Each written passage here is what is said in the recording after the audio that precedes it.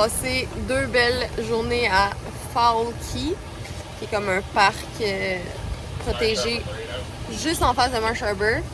Puis là, on traverse la Sea of Abaco pour aller à Marsh Harbour, qui est comme la plus grande ville des Abacos.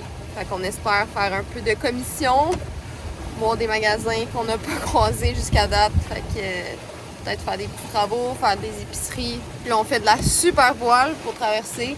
On a un vent parfait. C'est pas exactement, mais je pense qu'il est comme 10-13 nœuds. Puis on a les 2 voiles ouvertes, on fait du prêt. Puis Alex, il est très excité de pousser son petit Grampian. 15 degrés de gîte, bien stable. Et là, j'essaie de... Je pique à 5.4, j'essaie de le garder là. Oh, on a une bonne petite rafale. Oh, oui, Cedar!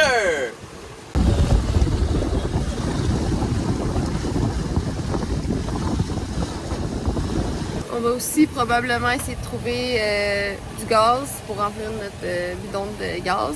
Pas du diesel par contre, parce qu'on se déplace à la voile, mais on utilise le dinghy, le moteur du dinghy pas mal à tous les jours.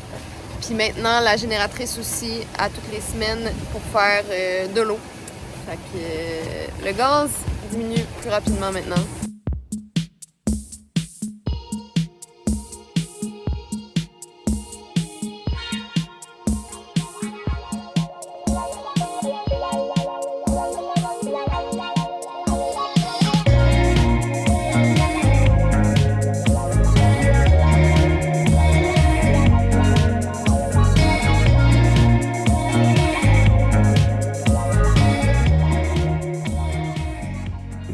Bon, bye, Marsh Harbour. You've been good. On a fait 2 épiceries, 2 allées à la quincaillerie. Finalement, on n'a rien acheté au dive shop. Alexis voulait comparer les prix, puis on a fini par rien acheter parce que ça fermait à 2h. Puis après ça, c'était pas ouvert la fin de semaine. Fait que meilleure chance en assaut. Puis c'est ça, on est allé dans ce café aujourd'hui pour un peu de Wi-Fi. Updater nos réseaux sur on était rendu où, on a mis une nouvelle vidéo. Puis c'est ça. Là, on va profiter, il y a un peu de vent aujourd'hui. Donc on va traverser à Hope Town. On a convaincu Marie-Lou et Christophe de nous suivre. Fait que très content.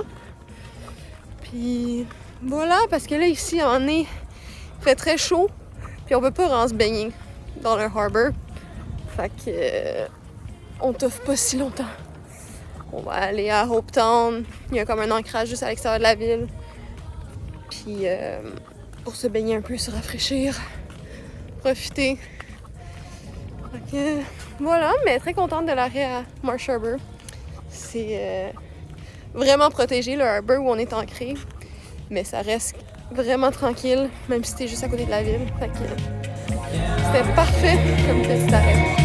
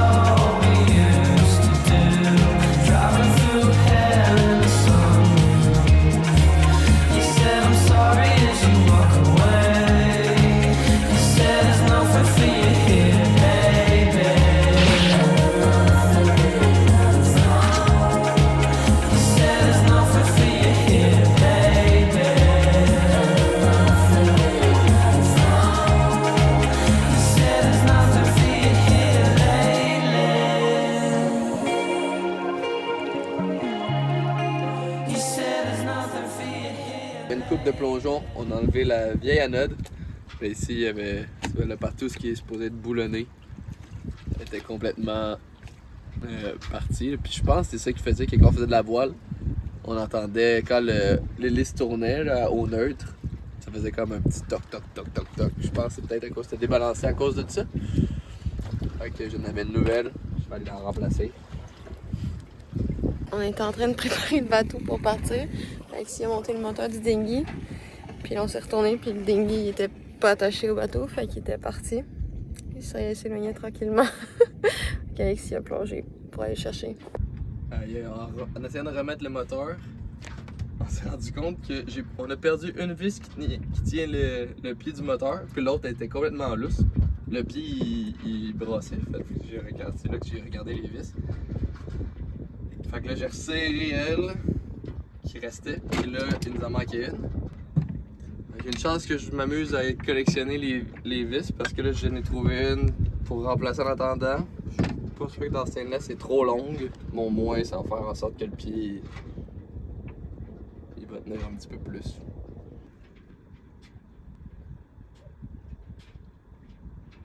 Mission du jour, c'est le hors-bord qui nous donne la misère depuis quelques fois. On va essayer de le faire partir de peine et de misère, mais je pense que le carbu est vraiment sale.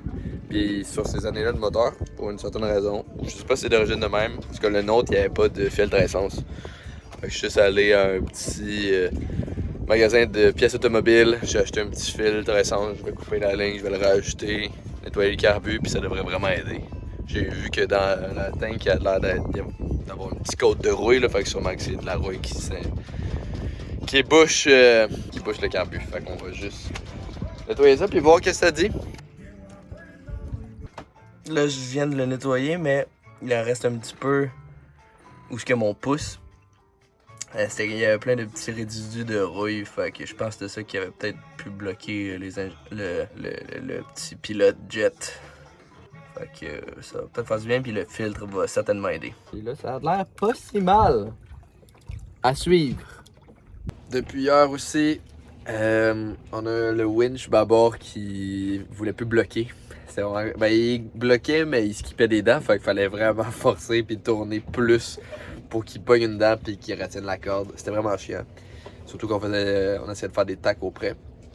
Fait que là, je viens de commencer à le démonter. Il y avait vraiment plein de crasse dans la vieille graisse. Je vais utiliser WD-40 pour en nettoyer. Puis après, j'ai de la graisse puis du lubrifiant des winches Lumar. Fait qu'on va voir comment ça marche. Mais là, juste en mettant un petit peu de WD-40. Ici, on voit que avec le spring, il est complètement jammé. C'est pour ça que ça bloquait rien. Là. Il était un petit peu comme ça lui aussi. J'ai mis du WD-40 là. Puis il y a du spring maintenant. Fait que ça va vraiment aider. Il était juste vraiment sale. Oups.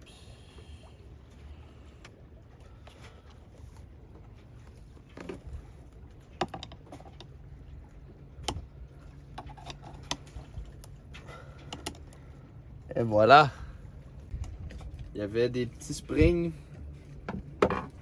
Ouais, lui, il était tellement fatigué. Il y avait des petits springs, il est plié ici. Là. Fait qu'il n'arrivait plus à déplier. Là, il va être comme neuf. Mieux qu'avant quand on l'a acheté.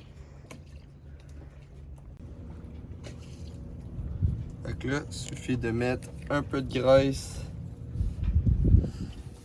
où ce qu'il y a les bearings, mais pas trop parce que s'il y en a trop, ça va faire comme qu'est-ce qu'on a vu au début, puis ça va aller là-dedans, puis ça va les bloquer comme ça faisait. Fait que j'en mets quand même beaucoup, mais pas trop.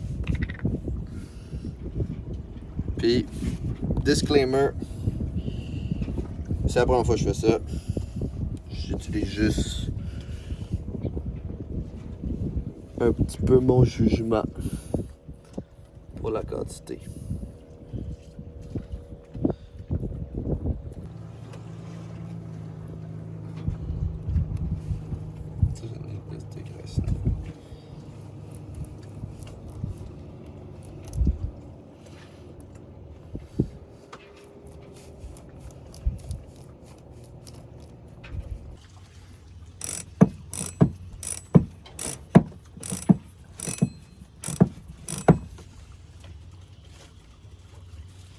Bon, c'était une première, ça s'est bien passé.